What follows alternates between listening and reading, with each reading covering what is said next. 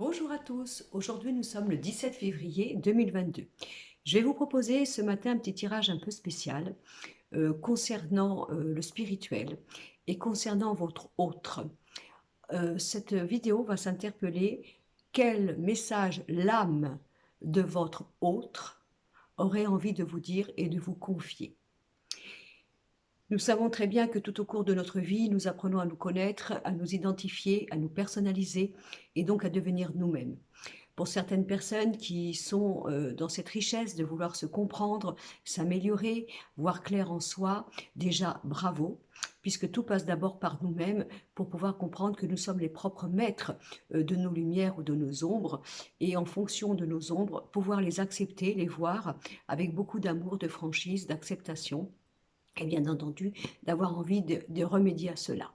Ça, c'est pour la première catégorie de personnes. D'autres personnes ne peuvent pas le faire, n'ont pas cette force de vouloir le faire, n'ont pas envie non plus de devoir le faire.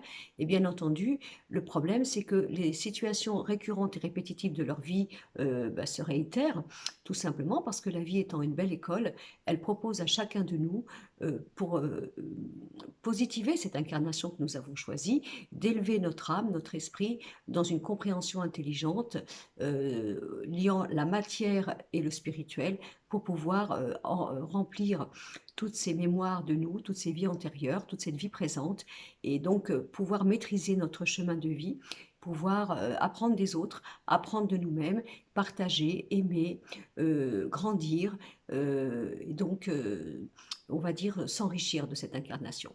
Parfois dans une relation, nous ne sommes pas pareils, parfois chacun fonctionne à sa façon, à sa manière, avec ses possibilités. Certaines personnes sont plutôt branchées, tout en étant très pragmatiques et rationnelles, avec l'irrationnel, sont dans cette richesse de pouvoir utiliser les signes, les synchronicités, pour pouvoir comprendre ce qu'elles ne comprennent pas pour le moment. Et donc, moi, j'aime bien dire rallier le rationnel à l'irrationnel. D'autres personnes, en fonction de leur éducation, de leurs capacités, de leurs possibilités, sont plutôt dans le côté, je dirais, pragmatique, scientifique, ce côté un peu, vous voyez, matière. Donc, dans un couple, il peut y avoir deux personnes qui ne sont pas dans la même énergie, dans la même manière de voir les choses, dans la même manière de devoir faire un effort dans chaque problème, chaque situation, tout en faisant très bien attention, dans la différence entre le fait où je dois faire un effort de richesse, d'amour, de compréhension, de tolérance, mais où, à un certain moment, je me perds. Donc ça, c'est problématique de toute relation que nous avons, que ce soit au niveau sentimental, familial, professionnel, amical, etc. Faire la part des choses entre ce que je dois donner de moi, ce que je dois apporter à l'autre, ce que je dois entendre de l'autre, ce que je dois recevoir de l'autre, ce que je dois proposer à l'autre pour être dans une forme d'évolution, construction harmonieuse, respectueuse et donc évolutive. Et puis, bien sûr, parfois, dans un couple, eh bien, il y a quelqu'un qui est très à la recherche de la profondeur de tout ça, d'autres beaucoup plus, disons, carrés, hein, on va dire ça comme ça, il n'y a pas de jugement dans ce que je vais dire, et il y a un problème. Alors ça, c'est la première chose. Deuxième chose, il y a des personnes qui savent parler, qui savent s'exprimer, qui ont le droit et osent se confier, d'autres qui ne peuvent pas, hein. Ce sont des taiseuses, bien sûr, ce sont des autismes dans leur inconscient, et pour eux, déjà, premièrement, voir clair en soi, c'est compliqué. Deuxième chose, j'ai vu en moi, mais comment je vais faire pour m'exprimer, pour le dire, et c'est compliqué, il peut y avoir un blocage. Donc cette vidéo vous propose de comprendre, puisque lui ou elle ne peut pas parler, ou n'ose pas dire, ou a peur, ou ne se voit pas encore, ce que l'âme de votre autre, qui l'âme est détachée de l'ego, l'âme est détachée de l'intérêt, l'âme est complètement fondée sur l'amour, l'évolution, déjà le regard sur le corps qu'elle incorpore, donc notre âme, notre côté spirituel, nos mémoires antérieures, notre reliance avec l'univers, avec notre Dieu en nous, hein. Et cette âme, elle n'est pas dans une forme d'intérêt, elle ne veut que notre bien. Et elle voit clair, elle voit dans quelles conditions nous sommes, dans quelle évolution nous sommes, où nous sommes prisonniers ou prisonnières, et donc parfois elle nous titille, elle nous envoie des clins d'œil, des synchronicités pour nous parler. Parfois, certains l'entendent et d'autres ne l'entendent pas. Donc moi, je vais faire une vidéo au jour d'aujourd'hui pour vous expliquer. Alors, vous allez penser à quelqu'un qui vous est cher. Je vais vous proposer un tirage à 3 choix. Vous prendrez le choix que vous voulez. Vous pouvez même utiliser ces 3 tirages en pensant à une personne différente, que ce soit au niveau sentimental, amical, professionnel, familial, etc.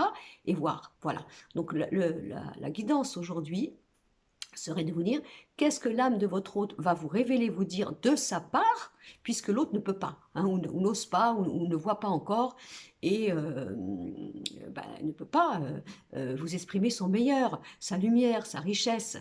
Donc l'âme, c'est le meilleur de nous. Hein. C'est ce que nous sommes dans un potentiel de base, mais qui a été plus ou moins marqué par des vies antérieures, des peurs, des blessures, et qui fait que le mental, l'ego, prend le dessus et nous bloque au niveau de cette richesse que nous avons en nous. Alors, je vous propose un tirage dans cette vidéo.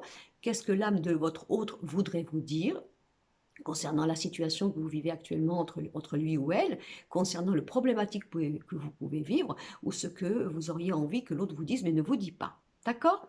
Alors, je vais vous proposer un tirage à 3 choix. Le premier choix sera l'oracle de la triade. Le deuxième choix, l'oracle G. Et le troisième choix, l'oracle de Béline. Alors, attendez, j'essaie de voir. Premier choix, deuxième choix, troisième choix.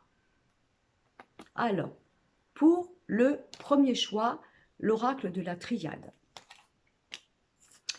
Cette âme de votre hôte voudrait vous dire, à sa place, je suis arrivée dans ta vie, j'y croyais, je voulais, j'avais envie d'aimer, j'avais envie d'y croire, je voulais me dépasser, je voulais retrouver mon âme d'enfant, mon côté juvénile, ma foi, ma confiance. J'ai essayé de jouer le jeu, j'ai cru, j'ai donné le meilleur. Et puis, petit à petit, l'ombre de mon passé est revenue, mes blessures, les trahisons que j'ai vécues, la manière dont j'ai été à terre, dont j'ai été abîmée. Ce démon, ces paroles à l'intérieur de moi, ces doutes, ces peurs ont ressurgi en moi pour m'enlever dans mon cœur, dans mon esprit, dans ma manière de voir, de croire en nous, la confiance, la beauté, l'envie de croire, l'envie de construire avec toi. Alors, évidemment, soit je l'ai vécu à l'intérieur de moi, dans une forme de confession interdite à dire, ce combat, un peu comme une forme de Dr. Jekyll, Mr. Hyde à l'intérieur de moi, et je n'ai pu te dire pourquoi j'ai eu tel comportement, pourquoi j'ai eu ces colères, pourquoi j'ai eu ces jugements, pourquoi j'ai eu cette non-confiance et cette manière d'être en méfiance vis-à-vis de toi. Ça, c'est la première chose. Il est possible aussi que tu aies appris que quelque chose de mon passé a ressurgi dans ma vie. Et moi qui croyais être libérée de cela, cela a réveillé en moi toute cette colère, cette trahison, cette méfiance que j'avais vécue à l'époque et qui ont fait que cela a envahi, gangrené notre relation que j'avais avec toi, qui pourtant était si belle au départ parce que je voulais tellement me donner. Je voudrais que tu saches que quel que soit ce que je t'ai dit concernant l'amour, concernant l'union, concernant ce que je crois, mon âme est fondamentalement faite pour le sacré, pour la construction à long terme, pour l'engagement, pour le fait que je suis née ainsi, j'ai vécu ainsi, je me suis battue dans d'autres vies pour cela. Pour moi, le couple, la relation se fait dans la construction, main dans la main, dans la fidélité, dans le pacte, dans l'acte qui se signe. Même si je t'ai fait croire que tout ceci était pour moi un poison, même si je t'ai fait croire que tout ceci n'était qu'une chimère, même si au moment où tu m'as proposé la construction avec toi, j'ai fui, j'ai fait semblant de croire que tout ceci n'était pas pour moi. Je suis fondamentalement créée pour la construction sacrée de couple, pour le fait de pouvoir vivre les épreuves ensemble, les bonheurs ensemble, la longévité du couple. Pardonne-moi si, à cause de tout ce que mon âme te dit à l'instant, j'ai fait capoter notre relation. Je suis actuellement dans le silence. J'ai fui notre relation. J'ai brisé ce qui devait se construire au moment où nous devions nous unir. Je voudrais que tu saches que je ne t'ai pas menti. Ma véritable valeur était effectivement de l'engagement, de m'engager, de construire. Mais par rapport à ces mémoires de mon passé qui m'ont fait croire que tout ceci n'était qu'un leurre, tout ceci n'était qu'une trahison, tout ceci n'était qu'une chimère qui se payait après, eh bien, j'ai reculé et j'ai capitulé. Je voudrais te dire que si tu me refais confiance et si je comprends tout ce que je viens de te dire dans mon corps, dans mon esprit et que je reviens vers toi, n'oublie pas que je ne suis pas une girouette, que je ne suis pas quelqu'un qui ment, qui dit les choses, qui promet alors qu'il n'y a pas de fondement. Je suis fondamentalement fait pour l'amour, pour que ce soit l'amour, le professionnel, l'amitié, dans l'engagement profond et à vitam aeternam. Fais-moi confiance, redonne-moi le goût de me retrouver dans le pur fondement que j'avais, que j'ai perdu. Si je reviens vers toi et que je te parle franchement, je te parle avec sincérité et que tu t'aperçois que j'ai entreaperçu déjà ça en moi, tout ce que tu viens d'entendre ce matin, alors tends-moi la main, redonne-moi une chance et fais-moi confiance. Je suis fondamentalement créé, je respire la construction, je respire l'engagement, même si je t'ai fait croire que tout ceci n'était pour moi qu'un poison. Je t'aime, pardonne-moi et redonne-moi ma chance. Voilà, ça c'était pour le premier tirage. Maintenant, nous allons regarder le deuxième tirage, l'oracle G. Voilà. Ce que mon âme va te révéler au jour d'aujourd'hui, c'est que dans mes vies antérieures, j'aimais la vie, j'aimais le rire, j'aimais la fête, j'aimais tout ce qui était jouissif. J'avais un caractère optimiste, aventureuse bien entendu. J'avais le fait d'avoir ce peps et ce piquant, cette manière de donner du rire dans la vie, de donner des couleurs, de s'amuser un peu de tout, de vouloir que la vie soit une forme de feu d'artifice. J'ai travaillé à ça dans plusieurs vies. J'ai voulu vivre la vie comme ça. J'ai voulu la partager comme ça. J'ai voulu l'offrir ainsi. Et puis, il m'est arrivé des choses brutales d'un seul coup, que ce soit dans d'autres vies ou dans cette vie, où on a cassé mon innocence, on a cassé mon peps, on a cassé ma joie de vivre, ce côté artiste, ce côté aventurieux, ce côté fou du roi, on va dire ça comme ça. Pourquoi? Parce que j'ai eu des enfances parfois, dans d'autres vies, où mon enfance a été un peu comme ça, dans une forme de limpidité, de joie, de clarté, de fraîcheur. Et puis, il y a eu quelque chose de brutal au niveau de la construction de la famille, au niveau de la perte de un de mes parents. Je l'ai vécu d'une manière brutale et on m'a demandé très vite, à ce moment-là, d'arrêter ce côté insouciant, insouciante, ce côté droit à l'enfance, ce côté droit à l'adolescence, et on m'a demandé de devenir adulte pour remplacer le parent qui n'était plus là. La vie m'est apparue d'un seul coup noire et sombre, avec beaucoup de responsabilités, beaucoup de lourdeur, où il a fallu d'un seul coup que je tue en moi ce côté innocent, innocente, ce côté de joie de vivre. La responsabilité est devenue une forme de fardeau, de punition, d'enchaînement et de prison, à cause de la perte brutale de la famille d'un de mes parents. Et en fonction de cela, j'ai appris la vie d'une manière vitesse grand V, de la couleur, je suis passée au noir et blanc et pourquoi pas au noir. Donc pour moi, il est important, il a été important de faire en sorte de mesurer un petit peu ce côté engouement, ce côté positif, ce côté joyeux, parce que dans mon âme, j'avais l'impression que j'allais le payer et que la chute allait être très brutale. Tu t'es peut-être rendu compte que à chaque fois que j'aimais quelqu'un, j'avais besoin d'avoir un regard, d'être sûr d'être rassurée, d'être sûr que cette personne ne s'éloigne pas trop de moi, d'être sûr de ne pas pouvoir la perdre.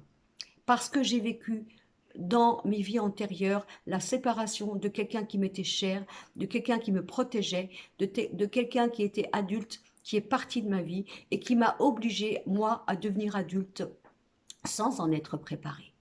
Alors, tu as peut-être remarqué en moi ce caractère en même temps, soit tout fou, cette avidité de vouloir croquer la vie très vite, de ne pas avoir envie de regarder ce qui me dérangeait, de ne pas avoir envie de prendre des responsabilités, de ne pas envie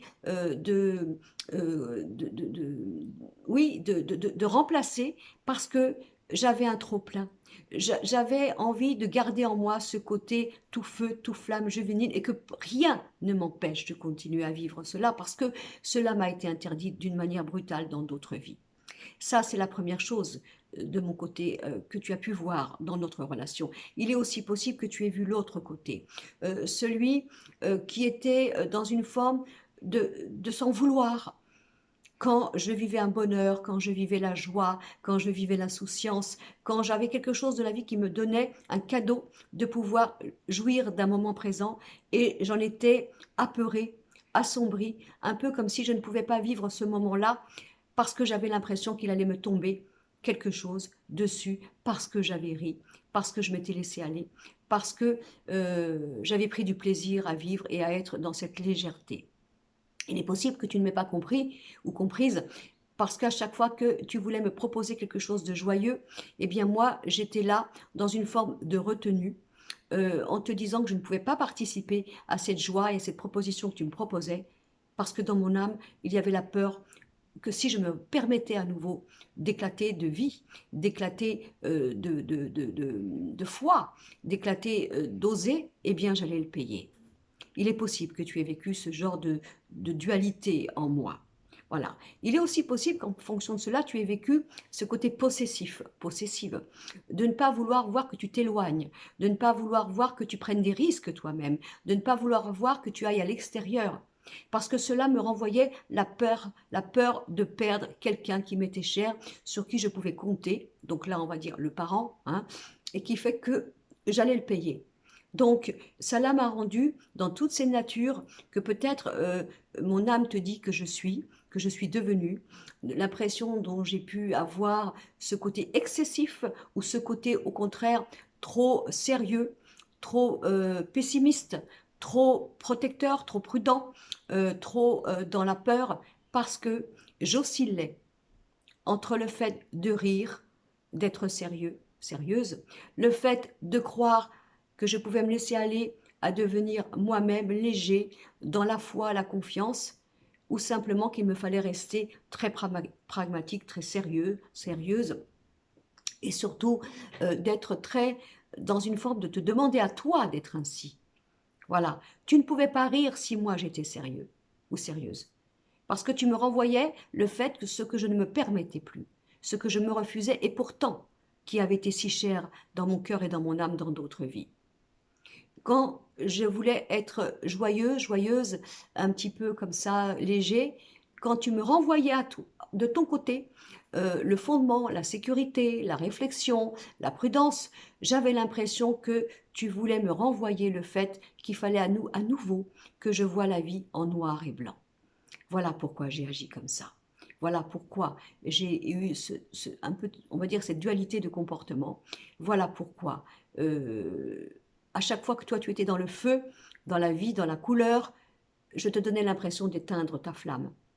Et à chaque fois que c'était moi qui avais envie d'être dans la couleur, l'enthousiasme, le pourquoi pas, eh bien quand tu me faisais une réflexion ou un conseil, j'avais l'impression que tu voulais tuer en moi ce que je voulais retrouver à nouveau. Voilà, c'est ce que mon âme voudrait te dire à ma place. Je suis fait pour l'amour, je suis fait pour la fête, je suis fait pour la joie, je suis fait pour l'inconnu, je suis faite bien sûr pour l'aventure. Je veux retrouver ça. C'est le meilleur de moi-même. C'est comme ça que j'ai envie que tu m'aides à être et devenir. Merci si tu l'as fait. Merci si tu as voulu rallumer la flamme en moi. Pardon d'avoir cru que tu voulais me piéger. Pardon d'avoir cru que tu étais inconscient ou inconsciente, inconséquent ou inconséquente.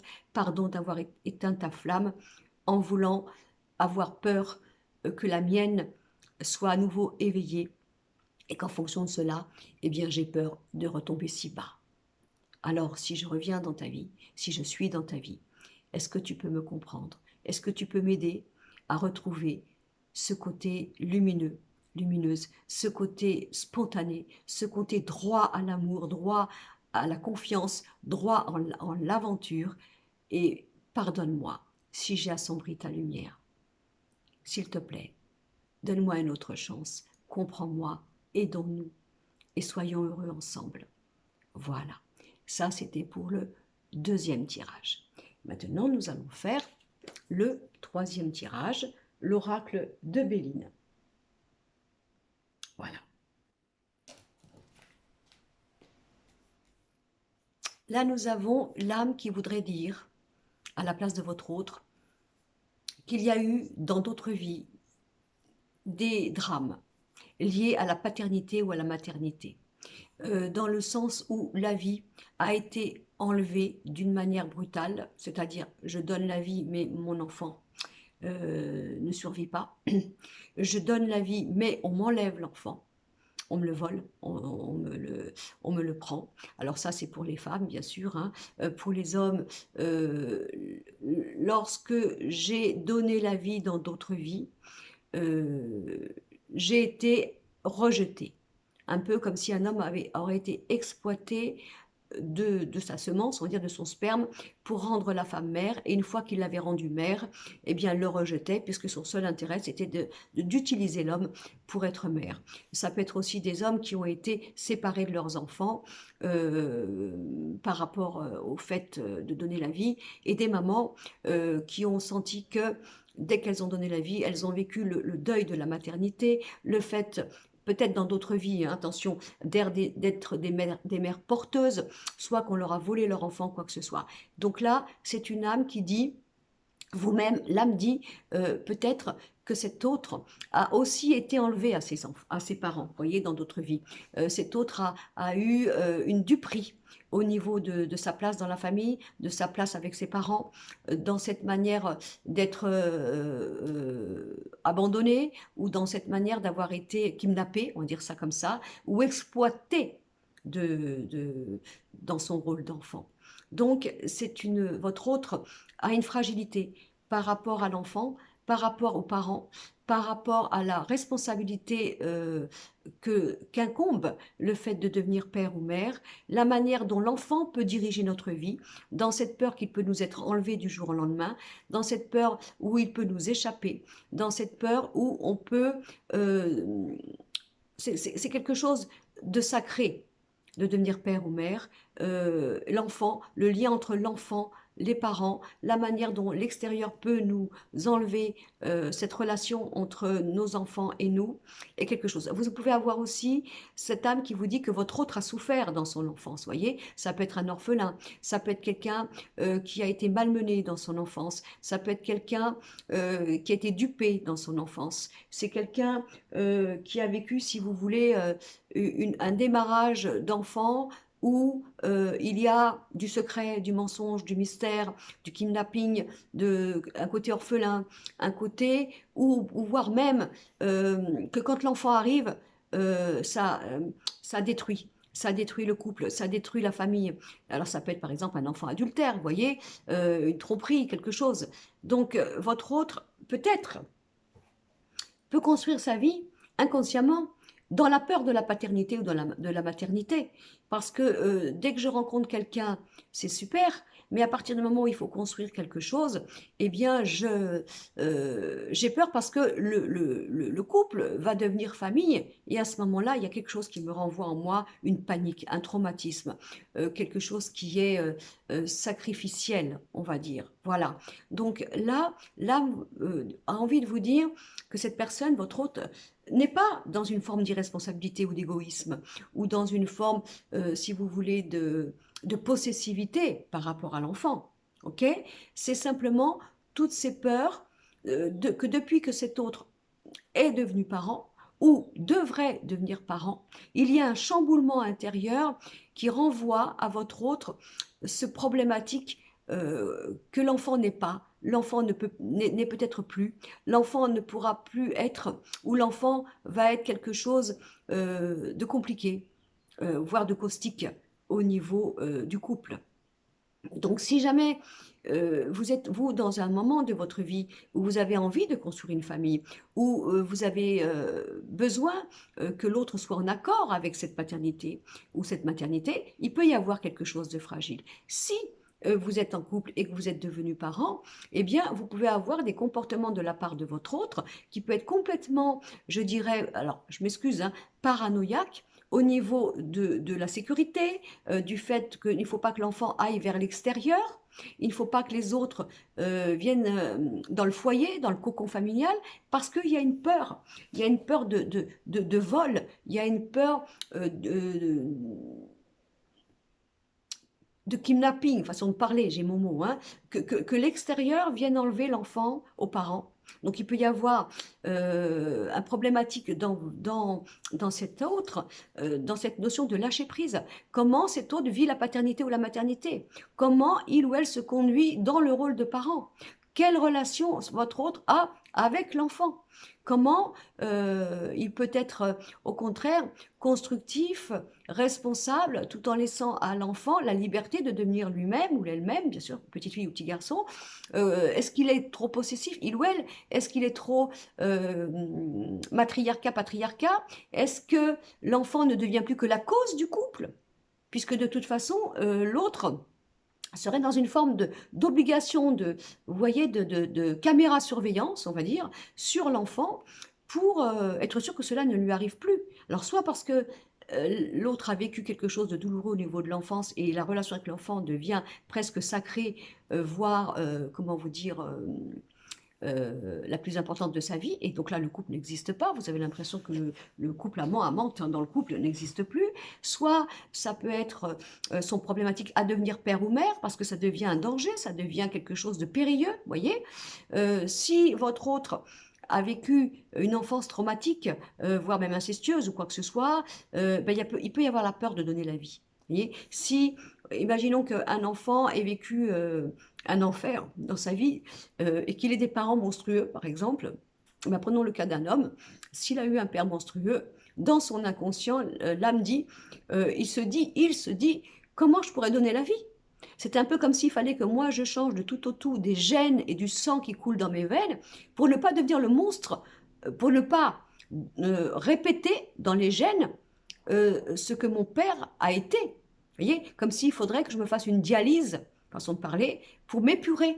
Je ne peux pas donner la vie si je viens d'une famille de monstres. Si mon père a été criminel, a été un violeur, a été incestueux, a été en prison, a fait des crimes, vous voyez, je ne peux pas donner la vie. Parce que en moi, j'ai les gènes de celui-ci et je ne veux plus que ça passe par moi. Et je ne veux pas donner à mon enfant ce problème de pouvoir voir des gènes qui ressurgissent. Et pareil pour la femme, au niveau de son enfance, au niveau de la mère, en fonction de la mère qu'elle a eue. Est-ce que moi-même, j'ai gardé en moi, malgré que je combats ça toute ma vie pour ne pas devenir comme elle, est-ce que je vais, en devenant mère moi-même, est-ce que je vais reproduire la folie que j'ai subie, que j'ai vécue de la part de ma propre mère ou d'un parent? Voilà, ça peut être aussi, si votre autre a vécu la mort brutale d'un de ses parents, bien entendu, il a vécu, lui ou elle, dans son enfance, ben, un drame, un traumatisme, la perte totale de l'identité et de la structure, et il peut y avoir un problème avec ça. Donc là, je voudrais vous dire, ce n'est pas de l'égoïsme, ce n'est pas un manque de volonté, ce n'est pas de la manipulation, de la possessivité malsaine. Je parle pour les personnes qui sont trop accrochées à leurs enfants et qui ne deviennent qu'un père ou qu'une mère après qu'ils sont devenus parents, alors que le couple n'existe plus. Et donc cette forme, si vous voulez, de possessivité vis-à-vis du lien entre lui et l'enfant. Donc l'âme dirait, il a été blessé, il ou elle, par tout ça, par le monde de l'enfance, la séparation avec un parent, la manière brutale de vivre cela, et la manière d'avoir été dans d'autres vies enlevé à ses propres parents, par les autres, par l'extérieur, la manière dont l'enfant lui a été enlevé, ou à lui ou à elle, et c'est pour ça que dans sa manière alors, quand je dis l'enfant, la paternité, la maternité, c'est aussi notre semence. Vous voyez, si on a, par exemple, quelqu'un qui a été détruit quand il était ou petit, et qu'il a l'impression qu'il ne peut pas se faire confiance parce que les gènes qui lui ont donné la vie ne sont pas bons, sont monstrueux, ben, cette personne peut très bien faire tout un travail, toute une vie pour essayer de s'épurer, d'être complètement autre et différent du milieu où il vient, où elle vient, et dans ces cas-là, avoir l'impression qu'il ne peut pas construire, il ne peut pas créer. Parce que s'il n'est pas propre, il ou elle, à l'intérieur de lui ou de elle, soi-disant immaculé, alors il ne peut pas donner la vie. Il ne peut pas donner la vie parce qu'il aurait tendance à prendre le danger de répéter des gènes en lui ou en elle que peut-être il ou il n'a pas carrément, hein, on n'est pas obligé de ressembler à ses parents, mais dans ces cas-là de créer et d'être créatif et de donner la vie. Donc l'âme dirait, vous direz au jour d'aujourd'hui, à vous, monsieur ou madame qui regardez, ce n'est pas de l'égoïsme, ce n'est pas de la superficialité, ce n'est pas du nombrilisme, ce n'est pas un manque d'amour pour construire la famille, pour avoir des enfants, pour donner la vie, c'est simplement, voilà d'où ça vient. Voilà. Donc il faut comprendre pourquoi votre autre a peur, ne veut pas, fuit la construction de la famille, fuit le fait d'être parent, d'où ça vient. Voilà. Comprendre aussi que si vous avez un autre qui est complètement dans cette forme, je dirais, voyez, de possessivité, voyez, de possessivité. Il ou elle, il faut qu'il voit tout, il faut qu'il sache tout, il faut qu'il contrôle tout. Les enfants n'ont pas le droit de souffler ailleurs, n'ont pas le droit d'aller à l'extérieur, n'ont pas le droit de rencontrer d'autres personnes. C'est pas bien, c'est pas bien, mais ça vient de là. Voilà. Donc, en gros, l'âme vous dirait, voilà pourquoi. Voilà ce qui se passe. Alors, quels que soient vos projets que vous avez eus, si vous aviez envie de construire une famille, vous avez vu que l'autre a fui, l'autre masculin ou féminin, hein, l'autre ne veut pas, l'autre s'enferme, l'autre se désengage, eh bien ça vient de ça. Ça ne vient pas de parce que l'autre vous a menti. Hein. Vous vivez en couple, vous êtes tous les deux en tant que duo, tout se passe bien pour l'autre. Mais à partir du moment où il faut construire une famille, là c'est compliqué. Vous voyez, supposons que vous avez rencontré un homme et que vous-même vous avez déjà des enfants, vous voyez, eh bien sûr quand on rencontre un homme ou une femme, hein, d'accord, hein, qui s'implique dans une famille recomposée. Nous sommes tout contents, nous, en tant que femmes ou hommes, de voir que notre conjoint, notre conjointe s'intéresse à nos enfants, voyez, et s'implique en tant que beau-père ou belle-mère. Et puis parfois, il peut y avoir une dérive. Le beau-père ou la belle-mère peut prendre trop d'importance, trop devenir étouffant ou étouffante. Alors là, on va parler de la sécurité par rapport à l'enfant. Là, du coup, c'est moi qui régis tout, qui règle tout. Je traduis ma propre peur à tes propres enfants au niveau d'avoir peur qu'il nous échappe ou qu'il s'éloigne ou quoi que ce soit. Il peut y avoir aussi cet autre alors qui deviendrait un peu jaloux et possessif parce que, rappelez-vous de ce que l'âme vous dit, il y a eu un problème au niveau du couple et de la famille. Donc on peut rencontrer quelqu'un qui va essayer de se conduire un peu comme quelqu'un d'important. Voilà, tu as tes enfants, mais je veux aussi garder ma place, je veux être aussi important, je ne veux pas être partagé, je ne veux pas que tes enfants m'enlèvent à toi. Donc, si jamais vous avez vécu toutes ces formes de situations, l'âme vous dit, l'âme de votre autre, ce n'est pas de la méchanceté, ce n'est pas de l'égoïsme, ce n'est pas quelqu'un de pervers ou, oui, ou de nombrilisme, c'est quelqu'un qui voit le parent et l'enfant comme quelque chose de dangereux, de paniquant, je ne sais pas si ça se dit comme ça, où il y a une forme ou de possessivité ou de jeu de pouvoir. Et si vous êtes dans une relation où vous, madame, ou vous, monsieur, vous voulez un enfant, il peut y avoir bien sûr ce genre de problématique que vous rencontrez dans votre couple parce que l'âme vous dit voilà d'où ça vient. Mais cette personne n'est pas stérile, hein, n'est pas stérile dans sa manière d'aimer, dans sa manière d'être parent, dans sa manière de construire une famille, et donc dans sa manière de continuer avec vous, si vous le voulez, si vous en avez envie. Voilà, voilà ce que l'âme de l'autre voudrait vous dire. J'espère que cette vidéo vous a parlé. Évidemment, ça ne pourra peut-être pas parler à tout le monde parce que ce sont peut-être des situations qui ne vous parlent pas. Comme on dit, message intemporel. Voilà, je fais une vidéo avec un message à 3 choix. J'en ferai peut-être d'autres si je vois que vous aimez. Voyez, mettez des j'aime, mettez un commentaire si ce genre de vidéo que je fais sur ma chaîne au niveau spirituel, au niveau profondeur, au niveau conscience vous plaît. Dites-moi, mettez-moi un commentaire. pour que je sache comment vous apporter le meilleur et surtout ce qui vous touche, hein, ce qui vous apporte une richesse et ce qui vous apporte une prise de conscience et une évolution. Je vous remercie d'avoir regardé ma vidéo. Merci pour suivre ma chaîne. Merci pour tous les partages que vous faites autour de vous pour me faire connaître. Merci pour vos j'aime et merci pour vos commentaires. Je vous souhaite une bonne journée.